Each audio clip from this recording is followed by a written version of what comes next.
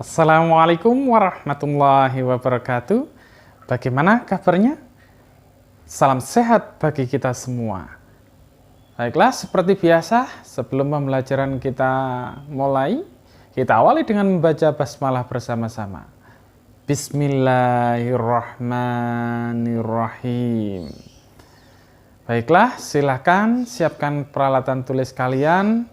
Dan langsung saja kita lihat ke papan tulis, kemudian saya jelaskan materi yang akan kita bahas hari ini. Baiklah anak-anak, materi sebelumnya kita sudah mengenal tentang apa itu pecahan, bahkan kita sudah menyederhanakan dari pecahan tersebut, kemudian kita sudah mengetahui bentuk pecahan senilai dari pecahan tersebut. Untuk saat ini saya akan menjelaskan lebih mengenai macam-macam dari pecahan tersebut. Yang pertama yaitu pecahan biasa. Apa itu pecahan biasa? Pecahan biasa yaitu pecahan yang terdiri dari pembilang dan penyebut saja. Contohnya bisa dilihat di papan. 1/2 yaitu 1 sebagai pembilang dan 2 sebagai penyebut. Kemudian di sini saya contohkan lagi 1/4 di mana 1 ini sebagai pembilang, kemudian 4 ini sebagai penyebut dan seterusnya. Inilah yang disebut sebagai pecahan biasa yang sudah kalian kenal semuanya. Kemudian yang selanjutnya yaitu pecahan campuran. Pecahan campuran yaitu pecahan yang terdiri dari bilangan bulat dan pecahan murni. Di sini saya contohkan 1/2. 1 di sini itu sebagai bilangan bulatnya dan 1/2 di sini sebagai pecahan murninya. Kemudian di sini saya contohkan lagi 2/3. Di sini sebagai bilangan bulatnya angka 2, kemudian 2/3 sebagai pecahan murninya, dan seterusnya. Bilangan bulat dan pecahan murni dan seterusnya. Ini adalah pecahan campuran. Dan yang selanjutnya yaitu pecahan desimal. Pecahan desimal itu ditandai dengan tanda koma. Saya kira kalian sudah familiar, tinggal kita membiasakan untuk mengoperasionalkannya. Baiklah, bilangan desimal itu sendiri anak-anak artinya bilangan yang didapat dari hasil pembagian 10, 100, 1000, dan seterusnya. Di sini saya contohkan 0,5 itu jika dirubah menjadi pecahan biasa maka menjadi 5/10. Kemudian 0,35 di sini jika dirubah menjadi pecahan menjadi 35/100 dan seterusnya. Ini nanti kita bahas di pertemuan yang mendatang. Termasuk persen atau yang sering disebut dengan per 100. Apa itu persen? Yaitu pecahan dengan penyebut 100%. Ini sudah sangat familiar sekali dengan kita. Di sini saya contohkan anak-anak, misalkan 50% ini artinya 50/100. Nah, ini penyebutnya itu 100. Kemudian di sini 75%. Maka jika dirubah menjadi pecahan menjadi 75/100. Penyebutnya selalu 100 karena disebut dengan persen, yaitu per 100. Pada pertemuan kali ini, kita akan fokus kepada pembahasan pecahan campuran.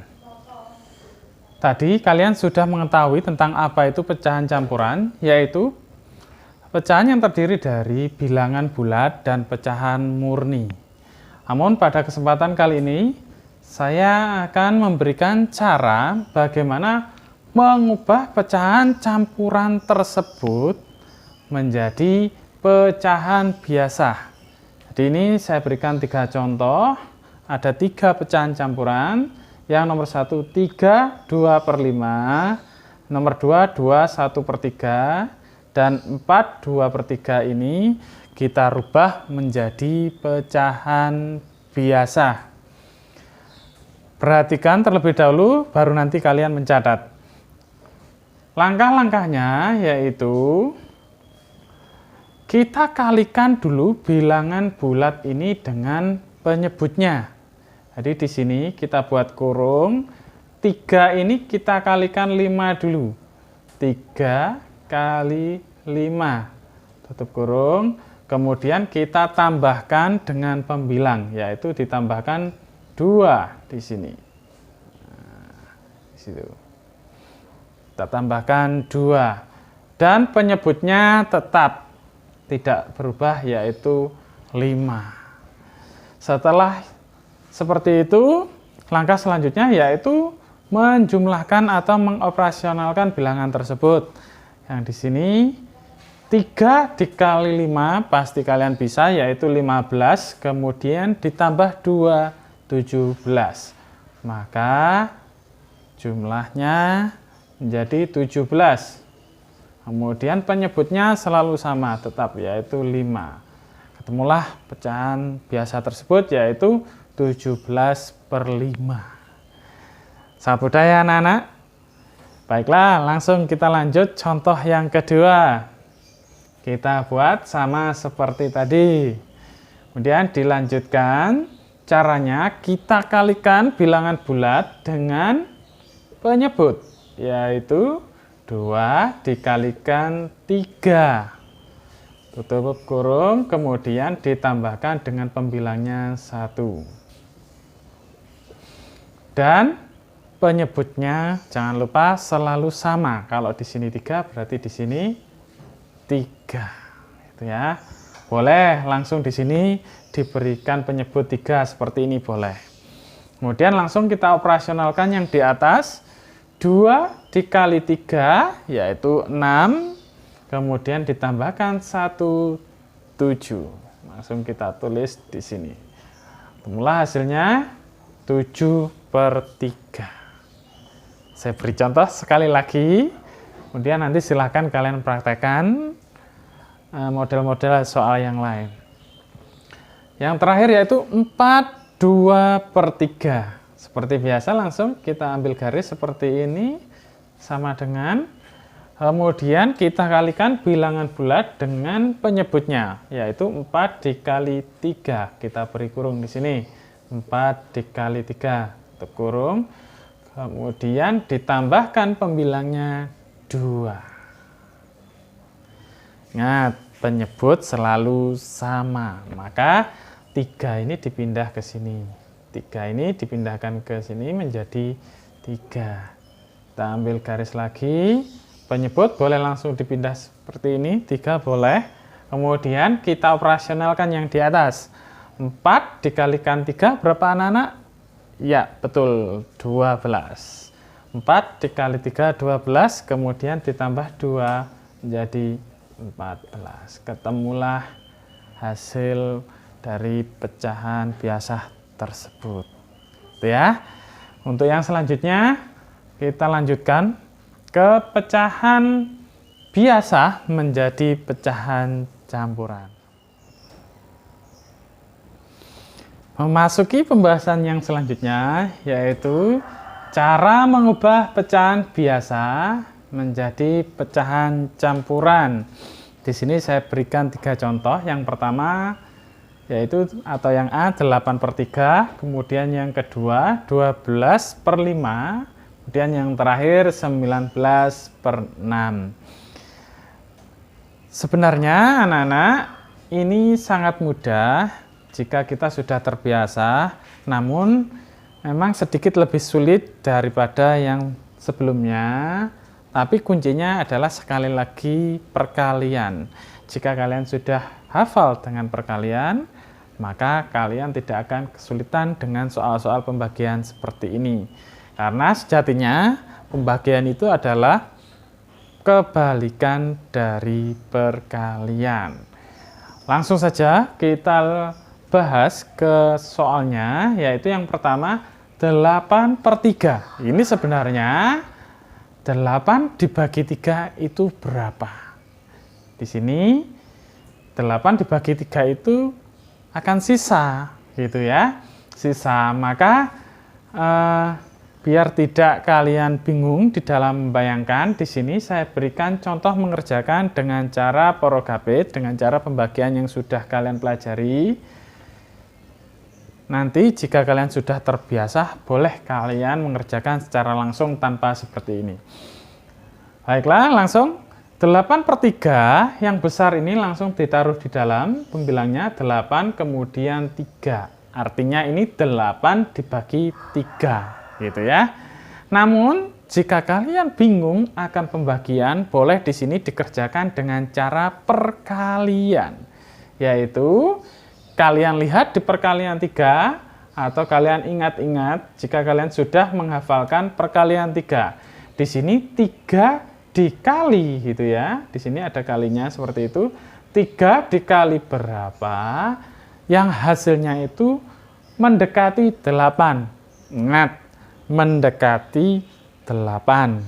Tidak boleh lebih dari 8. Jadi 3 dikali berapa? Yang hasilnya itu mendekati 8. Yaitu jawabannya jelas kalian sudah tahu, yaitu 3 dikali 2. 3 dikali 2. Berapa? 3 dikali 2? Ya, betul sekali. 3 dikali 2 hasilnya 6. Langsung saja tulis di bawahnya di sini. Kemudian beri tanda kurang. Mengapa kok 3 dikali 2? Ayo. Kalau 3 dikali 2 kan hasilnya 6, masih di bawahnya 8. Tapi kalau sudah 3 dikali 3, hasilnya kan 9, melebihi 8, maka tidak boleh. Nah, itu adalah syaratnya. Baiklah, kita lanjutkan. Dari sini langsung saja kita kurangi, 8 dikurangi 6, yaitu 2. Nah, dari sini kita lihat 2 ini sudah tidak mungkin kita bagi lagi dengan 3. Karena 2 ini lebih kecil daripada 3. Maka 2 ini adalah sisanya. Sisa. Maka 8 dibagi 3 itu hasilnya 2. Dan sisanya 2. Gitu ya. Maka ditulis di sini 8 dibagi 3, 8 dibagi 3 itu adalah 2. Kita beri tanda seperti ini. Sisanya kita tulis di atas, 2. Dan ingat, penyebutnya tetap sesuai dengan soal yang ada, yaitu 3. Gitu ya. Mudah sekali saya rasa kalau kalian sudah menghafalkan perkalian. Kita lanjut ke soal yang kedua atau yang B, yaitu 12/5. Langsung saja, pembilang atau yang besar ini kita taruh di dalam. Kemudian 5 kita taruh di samping. Sini kita beri tanda kali. Ingat, ini sejatinya 12 ini dibagi 5. Tapi kalian masih tetap bingung dengan pembagian. Kita kalikan saja. 5 kali berapa? Yang hasilnya mendekati 12. Betul sekali, yaitu 5 dikali 2. Berapa hasilnya anak-anak? 10. Betul sekali. Pak, kok bisa 5 dikali 2, Pak? 10. Iya, karena kalau 5 dikali 3 itu hasilnya 15. Ingat, syaratnya tidak boleh melebihi ini. Maka jawaban yang paling tepat yaitu 5 dikali 2. 10 ini mendekati 12. Sampai di sini langsung saja kita kurangi anak-anak. 12 dikurangi 10, yaitu hasilnya 2. Sampai sini kita lihat 2 ini nggak bisa lagi dibagi dengan 5 karena 2 ini lebih kecil dari 5. Maka ini disebut sisa. Ya, berarti 12 dibagi 5 itu 2, sisanya 2. Kita tulis di sini. Bagaimana cara menulisnya? 12 bagi 5 itu hasilnya 2, maka ditulis di sini 2. Kemudian sisanya ditulis di atas 2 dan penyebutnya tetap 5. Itu ya. Nah, gimana? Sudah semakin paham di contoh yang kedua? Ini saya berikan contoh yang terakhir, yaitu pada bilangan 19/6. Langsung saja kita masukkan 19 di dalam, kemudian 6-nya di luar. Kita beri tanda kali kecil aja di sini. Baik. Langsung dilihat, bagi yang belum hafal perkalian, dilihat di perkalian 6. Dan diingat-ingat bagi yang sudah hafal, 6 dikali berapa yang hasilnya mendekati 19. Ingat. Yang mendekati 19, bukan melebihi ya. 6 dikali 3 Pak Guru. Ya, benar sekali. 6 dikali 3 itu 18. Kita tulis di bawahnya seperti ini. Kemudian diberi tanda pengurangan. Ya. 19 dikurangi 18, tentu saja tinggal 1, karena 1 ini lebih kecil daripada 6, maka tidak bisa dibagi lagi. Dan ini sebagai sisa. Ya, kita tulis di sini langsung. 19 dibagi 6 itu hasilnya adalah 3. Sisanya kita tulis di atas berapa? 1. Kemudian penyebutnya tetap 6. Agar kalian memahami apa yang saya jelaskan baru saja, saya berikan beberapa soal buat kalian untuk berlatih. Yang pertama, silakan rubah ke dalam bentuk pecahan biasa. Ini saya siapkan 5 soal di sini.